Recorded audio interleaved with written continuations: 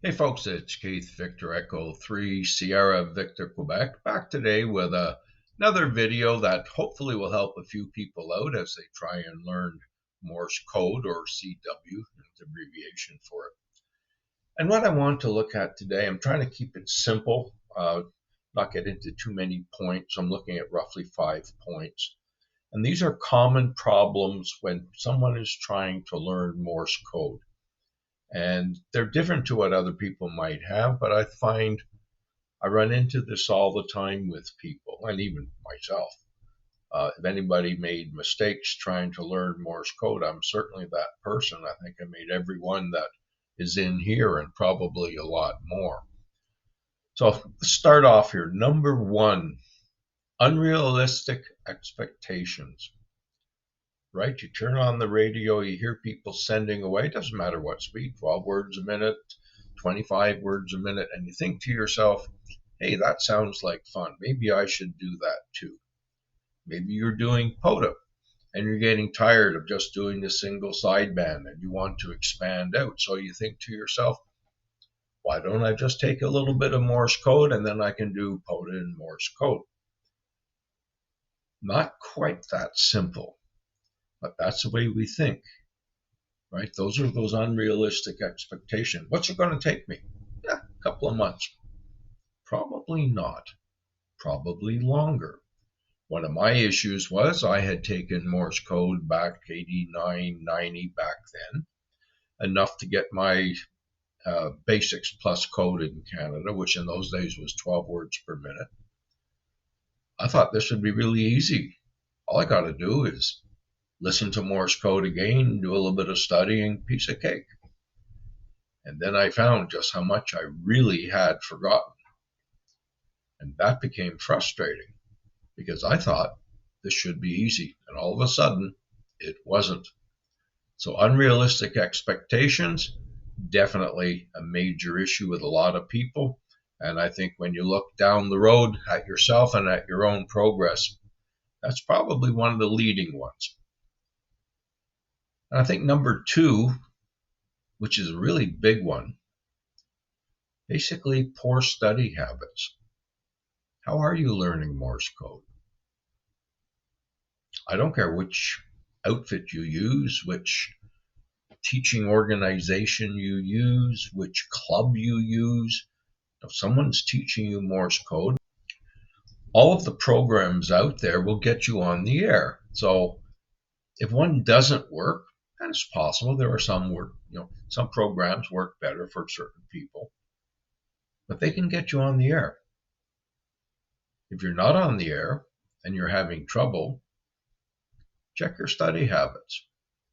Are you putting in that, 30 minutes a day? And not only just putting in 30 minutes a day, but 30 minutes a day of real studying, real practicing, sending, listening, all of those things, listening to the sound of the letters, trying to get it correct. Those are things that you have to look at. And remember, don't memorize, right? That's the way I was taught. So memorizing and doing it that way is simply going to slow you down. And in the end, it's going to make it much harder for you. So poor study habits, not putting in the time, not putting in the effort, not doing the right type of studying is the other thing.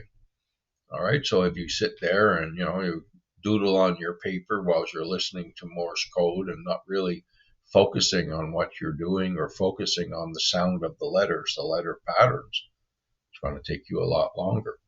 And I think this is one of the major reasons that people don't succeed with Morse code. They don't put in that time. You can't do it today and then skip 2 or 3 days and then come back to it. So that lack of consistency is another key issue, all built into poor study habits. So these are things you've got to analyze. You have to be pretty tough with yourself. You have to really analyze what you're doing. So before you throw up your hands and say, Morse code's awful, I just can't learn it. Sit down and analyze how you're trying to learn it and be pretty tough on yourself. Don't say, well, yesterday I did 9 minutes, so that's not too bad. I guess that was a good day. No. Put the time in. Get instruction. These are things that are going to help you down the road. Talk to other people who are doing Morse code. See what are they having issues with. Don't sit in isolation. Talk to people who are teaching it. Talk to people who are learning Morse code. Find out what the issues are. Maybe some of the issues that you have, pretty much everyone else does. So under the poor study habits, I would say part of that is simply lack of conviction, lack of determination. And that's really number 3. Lack of determination to see it through. You started off thinking this was going to be a piece of cake, something really easy to do. It isn't. You've now found that out, and suddenly it's, I can't do this, it's too hard. You can do it. You got to focus, got to practice, got to be consistent. You definitely can do it. Age doesn't matter.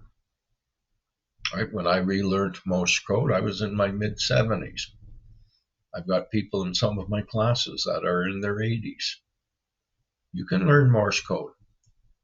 Just keep in mind how you're doing it. Another thing that will get you is common problems. And this is especially important if you're doing this on your own. You're not following any program. You're using one of the many different apps or websites out there to do it. And suddenly you hit that point where that letter W and the letter J, I just can't get those right. This is not going to work. Those letters, every time I do them, I get them wrong. Maybe it's some other letter, K and R. Everybody has letters that they tend to get stuck on. Is it a reason to quit because you couldn't get those? No, not at all. Power through them. Pretty well everybody will reach a point where they reach what we call a plateau. You're learning, everything's going great, you're getting all sorts of letters under your belt, you're feeling really good, and then suddenly nothing works. Suddenly you're stuck. You can't advance. You're even forgetting letters that you already know. You've hit a plateau. I'd say probably the vast majority of people learning Morse code at one point or another are going to hit one. You have to recognize it for what it is. You have to sort of double down and power through it. And then all of a sudden, all those letters you were having trouble with, now they're flowing and everything's good. Keep in mind, ask around, ask questions. If you're having problems, talk to someone who knows Morse code if you can.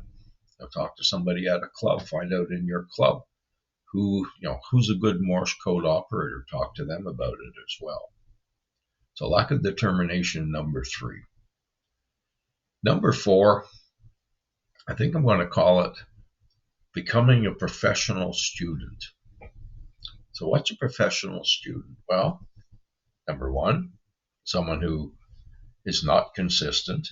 Number 1, someone who blames everybody but themselves and will blame every program except their lack of consistency in using that program. So what do? Well, you try it with one organization.